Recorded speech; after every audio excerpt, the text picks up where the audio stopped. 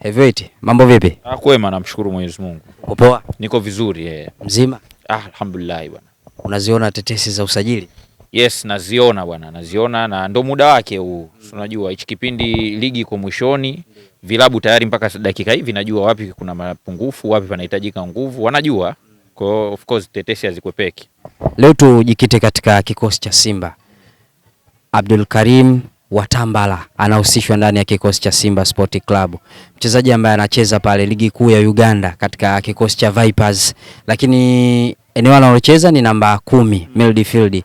Unaiona nafasi ama unaona kwamba Simba ni kweli wanahitaji namba 10 kwa sababu tunajua uwepo wa Chama. Anaweza asiwe kama Chama lakini akaongeza kitu kingine kwenye timu. Kwa hiyo Abdulkarim Watambala ukiniuliza mimi kulingana na quality yake simpingi, ni miongoni mwa wachezaji bora zaidi wanaounda ligi ya Uganda na haishangazi yeye kuweza kushinda tuzo ya mchezaji bora wa msimu kwa sababu pia amekuwa na msimu mzuri by the way. Umeona bwana, kwa hiyo ni mchezaji ambaye amefunga magoli 12. Magoli 12 sio machache kwa sababu kwenye ligi kuu ya Uganda yeye ndo mfungaji bora namba 2 baada ya Ivan Msimbu ambaye nasikia anahusishwa na Azam FC aliyofunga mabao 14, mshambuliaji huyu kutoka KCCA, anakuja huyu Abdulkarim Watambala. Kwa hiyo ni mchezaji hivyo na miongoni mwa kitu alichokifanya kwa ubora ni pamoja na kufunga kwenye mechi mfululizo. Amewahi kufunga magoli katika mechi 5 mfululizo kati ya Januari 13 mpaka Januari 6 ya mwaka 2026 mpaka Februari 13 ya mwaka 2026. Kwa hiyo katika ligi kuu ya Uganda katika wachezaji wote waliofunga mabao msimu huu ni yeye pamoja na Clinton Kamugisha wa Mbarara City pekee ndio wamefunga mabao katika mechi 5 consecutively katika ligi kuu ya nchini Uganda. Kwa hiyo ni mchezaji ambaye ana uwezo wa kufunga, lakini pamoja na kutoa assist 4 ni mchezaji ambaye ana uwezo mkubwa wa kutengeneza nafasi. Assist inahesabika baada ya mtu kufunga bao, lakini ametengeneza chances ambazo pengine washambuliaji wangekuwa wametulia, pengine wangeweza kufunga kwa sababu wana washambuliaji wawili. Milton Karisa ambaye sasa hivi anatumika kama mshambuliaji, mwanzo alikuwa anatumika winga, lakini sasa hivi winga anatumika Osama Arafat.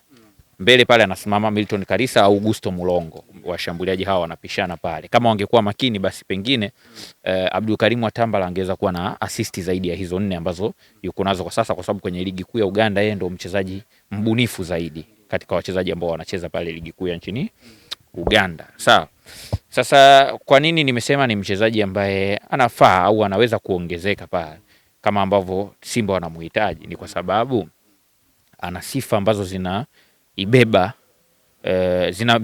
zinambeba yeye kama mchezaji kuwa mchezaji mkubwa na wa kuaminika kwenye timu kubwa kama Simba Sports Club. Kwanza, ana uwezo mkubwa wa kupiga mashuti. Sio tu kupiga, kulenga on target, ni ana ufanisi. Na miongoni mwa mabao blockbuster, tunayaita blockbuster. Unajua blockbuster? Kuna bao lilifunga katika ushindi wa mabao 5-1 dhidi ya Polisi ya Uganda, Polisi FC ya Uganda. Alifunga bao kwa shuti zilizopungua yadi 26 hivi. Umeelewa? Yes, yani ana huo uwezo. Na sio bao moja, wamefunga mabao takriban 4-5 kwa mashuti ya mbali. Na pale katika kikosi cha Vipers, wachezaji ambao wana uwezo wa kupiga mashuti wapo wengi. Kuna Ivan Hani, kuna Enoch Sebagula, kuna center back wao anaitwa Roger Storash. Hao wote wanapiga blockbuster. Lakini Abdulkarim Watambala yeye ndo kinara kwenye hiyo eneo. Ana uwezo mkubwa sana wa kupiga. Na mara nyingi sana mashuti yake hata kama hajazalisha bao, lakini anaweza akampa mlinda lango kazi ya ziada ya kuweza kuyapangua, na inaweza ikawa advantage kwa teammates. Kipa anaweza akatema, alafu mshambuliaji yuko kwenye position akakutana rebound akafunga na vitu vingine kama hivyo. Kwa hiyo ni sifa yake ambayo inamtambulisha Abdulkarim Watambala. Lakini ukiachana na hivyo, nimetoka kuzungumzia creativity level. Ni mchezaji ambaye ana uwezo mkubwa, ana ubunifu mkubwa. Ubunifu watu wanajua labda kupiga tu pasi kwenye ambayo itafungua shambulizi au kutoa assist, lakini ubunifu ni skill set ambayo inabeba vitu vingi. Kwa mfano uwezo wa kusoma runs za wachezaji. Unaweza kuwa umepigiwa pasi hapa, ukaona hii pasi kwangu mimi nikiituliza inaweza ikawa na faida, lakini nikiacha ikaenda kwa mshambuliaji ambaye yuko kwenye space inaweza ikawa na faida zaidi. Basi anafanya dami, anauacha, unapita, then unafika kwa mshambuliaji tuseme Odili Chukumwa au labda Yunus Sentamu ambaye ndo left winger wake, au ukakaa kwenye space na wakaweza kufunga. Amefanya kitu kama hicho nchini Uganda. Huo ni ubunifu wa ziada. Lakini akiwa kwenye eneo la 14, uwezo wa kupiga pasi za mbele, pasi ambazo zinakwenda kufungua shambulizi la hatari au kutengeneza goal scoring opportunity, ni kitu ambacho anakifanya kwa usahihi. Ana uwezo wa kupiga hizo passes, lakini pia ubunifu wake upo kwenye set play, uwezo wa kupiga kona pamoja na uwezo wa kupiga ile indirect free kick kwa ajili ya wengine kuweza kugombania ili waweze kufunga. Hizo zote zipo kwenye fungu la creativity level, kitu ambacho kinamtambulisha aina yake ya uchezaji huyu Abdulkarim Watambala. Lakini vile vile ball carrier mzuri, uwezo wa kutembea na mali akiwa nao mguuni. Anavotembea na mali akiwa nao mguuni, maana yake kwanza anawafanya teammates wake au wachezaji wenzake kukaa kwenye position nzuri pindi ambapo yeye ana hold ule mpira, kwa sababu kwanza madefender wanakuwa wana focus na yeye peke yake akiwa anadikokota huo mpira, hivyo anawapa nafasi wachezaji wenzie kuweza kukaa kwenye nafasi nzuri. Kwa hiyo wanavokaa kwenye nafasi nzuri ukijumlisha na kwamba ana creativity level, kwa hiyo anavokari ule mpira, akishaona watu wamekaa kwenye position nzuri, anauachia kwenye space, inaenda kufungua shambulizi la hatari. Tafsiri yake ni kwamba anawapa urahisi Vipers kuwa timu hatari kwenye transition, yani kwenye counter attacks na direct play. Kwa hiyo ana huo uwezo pia wa kukokota mpira, kukeri mpira na kusogea nao kwenye eneo la hatari kabla ya kuweza kuachia pass, simple pass kutoka kwa wachezaji wenzake. Lakini vile vile ni finisher mzuri. Nimetoka kuzungumzia anapiga mashuti, lakini afungi kwa mashuti peke yake. Akiwa ndani ya box pia amekuwa na uwezo wa kufunga, ana uwezo wa kucheza mipira ya vichwa, umeelewa? Lakini ana uwezo wa kujiposition pale ambapo mawingers wake wapo juu na mpira. Unajua mawingers wanapokuwa juu na mpira, maana yake wanailazimisha safu ya ulinzi ya timu pinzani kurudi chini, retreat tunasema.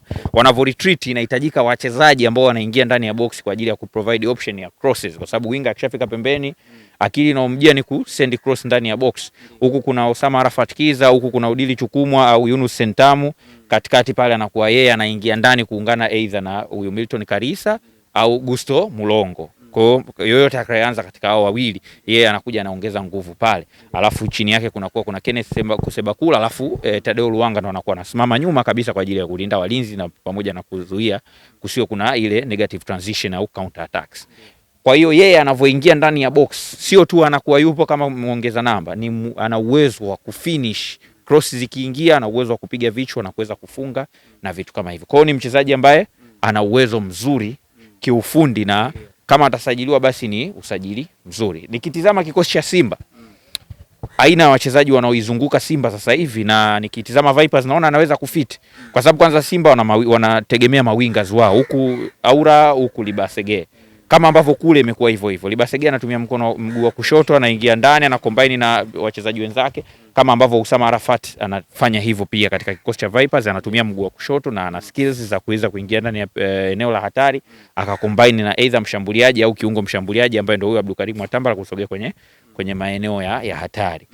Kitu ambacho pia anaweza kukifanya Libasege. Kwa upande wa kushoto kuna mtu anaitwa Udili Chukumu ambaye ana similarity kama za Anicet Aura, uwezo wa kuwatoka walinzi kwenye 1v1, uwezo wa kuingia kwenye maeneo ya hatari pamoja na kufunga pia, kitu ambacho kinafanywa na Anicet Aura, na kacheza nao hao na ameweza kushine na yeye kuwa MVP. Alafu mbele kuna kiungo mshambuliaji au mshambuliaji, kwa sababu Milton Karisa, kumbuka, alikuwa anacheza winga zamani, lakini siku hizi anatumika kama mshambuliaji. Kwa hata kwenye system ya kutumika mshambuliaji kivuli tunasema, yeye anaweza kuoperate, kwa sababu hata pale Vipers imekuwa ikitumika hiyo system. Chini ya Simba hawezi kushindwa kuoperate, kwa sababu mazingira walokutana nayo Vipers na mazingira ambayo atakutana nayo Simba katika eneo la ushambuliaji yanafanana. Kwa hiyo ni yeye kuja tu na kuanza kazi. Kwa hiyo ni mchezaji mzuri, mwenye uwezo wa kufunga, mwenye creativity level nzuri, ana uwezo wa kutengeneza nafasi, ana uwezo wa kukeri mipira, ana uwezo wa kupiga mashuti ya mbali, blockbusters tunaita, pamoja na wakreti yake ni jambo ambalo sijalizungumzia. Unaweza ukawa una vitu vyote hivyo, lakini bila mpira ukawa unazunguka tu. Yeye hayuko hivyo. Mara nyingi amekuwa kidrop chini zaidi, juu anakuwa anabaki wachezaji watatu. Yunus Sentamu akiwepo, yeye anakuwa anabaki juu zaidi, kwa sababu huyu Odili Chukumwa yeye aina yake ya kucheza anapenda kushuka chini, kuchukua mpira chini na kusonga nao. Lakini Yunus anapenda kubaki juu, awe kama option ya kupasiwa mpira pale ambapo wamewini mpira, huku yeye anakuwa ana receive. Lakini vile vile hata Usama Arafat mbele anakuwepo pamoja na mshambuliaji wakati. Kwa hiyo kule kuna wachezaji at least watatu ambao wana provide assurance pale ambapo Vipers watawini mpira, basi option zinakuwepo. Kwa hiyo Abdulkarim Watambala hana tuseme hana wajibu wa kukaa sana juu kule pale ambapo timu yake inahitaji kuja kudefend. Anashuka chini, anaungana na Tadeo Luanga pamoja na Enoch Sebagula kutengeneza namba nzuri kwenye eneo la kiungo ili asije akakutana na hiyo changamoto. Sijui umenielewa vizuri. Kwa hiyo anahusika pia kwenye kulinda timu yake isikutane na madhara. Na mara zote yeye ndo amekuwa wakishawini mpira, yeye ndo anakuwa option ya kuweza kureceive kwenye nafasi na kuangalia sasa kwenye hawa watu ambao wamesimama huku, labda nimpasie Sentamu au nimpasie Usama Arafat au ni kokote nisogee nao na vitu vingine kama hivyo, kutokea chini anakuwa anafanya hivyo. Kwa hiyo is the playing ability ipo pale pia. Kwa hiyo ukijumisha na hapo unapata sifa nyingi kede, si ndio? Kwa hiyo ni mchezaji mzuri. Sasa hapo Heavyweight umemzungumzia kwa namna nzuri na umemwelezea mtazamaji wa JM wana enjoy hiki ambacho umekizungumza, lakini kumekuwa na shida ndani ya kikosi cha Simba. Msimu ulivyoanza alisajiliwa Neo Maema, akaonekana kwamba anaenda kucheza katika eneo la namba 10, lakini aliongezwa kijana mdogo Morris Abraham katika eneo hilo la namba 10. Wote ni kama wakachemsha katika raundi ya kwanza kwa asilimia kubwa, sababu walikuwa wanapata nafasi zao za kucheza zilikuwa ni finyu. Wakati mwingine wakina Joshua Mutale walikuwa wanacheza, wakina Jinchaz au walikuwa wanacheza, lakini hawatoi kile ambacho watu wengi wamekizoea katika namba 10 mpaka alipokuja Kratos Chota Chama. Je, unaona kwamba yeye anaweza akaja na kitu cha tofauti na kile ambacho tulichotegemea katika wale ambao waliotangulia kabla yake? Unajua issue ya Neo Maema ni tofauti na Abdulkarim Watambala. Neo Maema hata alivyokuwa Mamelodi Sundowns hakuwa mchezaji ambaye anategemewa kwenye creativity au kufunga. Sasa huku Simba huwezi ukamtegemea kwenye creativity na kufunga. Msimu ambao amewahi kufunga goli nyingi zaidi ni mabao 5. Msimu 2021-22 ndio mabao mengi kwenye club career. Sasa uwezo ukategemeaje Simba afunge goli 10-15. Lakini kwenye assist pia msimu aliwahi kutoa assist nyingi ni assist 4. Sasa uwezo ukategemea mchezaji ambaye kwenye career yake assist nyingi azowahi kutoa per season ni 4 aje huko atoe assist 10. Na hakuwa anacheza namba 10. Namba 10 alikuwa Marcelo Allende, kuna Arthur Sales. Kwa kifupi Mamelodi walikuwa na wachezaji wengi sana ambao wanacheza kwenye kiungo cha ushambuliaji. Hata Lucas Ribeiro alikuwa anacheza zaidi kwenye kiungo cha ushambuliaji. Ila kuna baadhi ya mechi Ikram Reyners anapumzishwa anacheza Lucas Ribeiro kwenye eneo la ushambuliaji, lakini Lucas Ribeiro kiasili ni kiungo wakati mshambuliaji. Kwa hiyo Neo Maema alikuwa anacheza chini zaidi kuifanya timu iwe ina progress kirahisi, kwa sababu ana uwezo huo na kupiga pasi kwenye maeneo mengine, kusupply mpira ni kama connector wa timu kuliko kumtegemea kuwa sehemu ya engineer kuformulate mashambulizi au kufunga mabao. Profile ya Abdulkarim Watambala inajieleza, ni mchezaji ambaye anapenda kuoperate advanced zaidi, kufunga mabao, kutengeneza mabao, kuilink timu kutoka kwenye eneo la kiungo cha chini kwenda kwenye eneo la mwisho la ushambuliaji, pamoja na eneo analopenda kuoperate zaidi ni eneo la 14 la uwanja. Maana ile eneo la mbele kidogo ya box, penalty box kwenye ile D pale ndo eneo ambalo viungo wabunifu na wafungaji wengi wanapenda kuoperate pale. Kwa hiyo uwepo wake pale hauendi kumiss profile. Uwezi kuanza kufikiria huyu atacheza namba 8 atacheza wapi. Lakini Neo Maema unaona sasa hivi anacheza vizuri kwa sababu gani? Anacheza kwenye eneo la namba 8. Mara nyingi anapatana na Yusuf Kagoma katika zile mechi ambazo mwalimu anaamini anahitaji kwenda kushambulia zaidi, pengine kwa sababu mpinzani hawezi kumpa changamoto za kiulinzi Simba Sports Club. Lakini mara zote ambazo Simba wanahitaji kuwa na assurance ya kiulinzi, utaona anamtumia Alassane Kante pamoja na Yusuf Kagoma.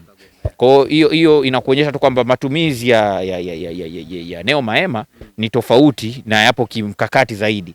Lakini Abdulkarim Watambala anafahamika tu, profile yake ni kiungo wakati mshambuliaji ambaye ana uwezo wa kuofa hivyo vitu. Na anaweza kucheza pair kwa sababu hata Alan Okello alivyokuepo, Usama Arafat Kiza alikuwa anacheza upande wa kulia, alafu Alan Okello alikuwa anapata na mshambuliaji. Kwa muda mwingi alikuwa ana roll kwenye ile zone ya 14 akicombine na Abdulkarim Watambala. Kwa hiyo hata Chama na Abdulkarim Watambala wanaweza wakacombine na wakatengeneza maelewano mazuri ya kiuchezaji, kwa sababu sifa ya kuwa na ile dualism au tunasema maelewano yuko nayo huyu Abdulkarim Watambala. Kwa hiyo sioni kama kutakuwa kuna shida yoyote. Kama kikosi hiki cha Simba kitasalia hivi kuelekea msimu ujao na akaongezeka Abdulkarim Watambala, unaiona Simba namna gani? Itategemea sasa na wachezaji wengine watakaosajiliwa watakuja kuongeza nini, kwa sababu sidhani kama atasajiliwa mchezaji mmoja, bado anahitajika mshambuliaji mwingine mzuri, mshambuliaji wa kati ambaye ana uwezo mkubwa pia. anahitajika kiungo, mafullback wanahitajika wengine wazuri zaidi waliopo ili waweze kuprovide option, mawinga wao wanacheza zaidi kwenye maeneo ya ndani kuliko kulazimika kucheza maeneo pembeni, kwa sababu labda mafullback wanakosa creativity ya ziada kwenye wing play na vitu vingine kama hivyo. Kwa yeye peke yake akiongezeka kuna kitu ataongeza kwa upande wake, lakini pia itategemea na timu inayomzunguka inampa option gani. Yes.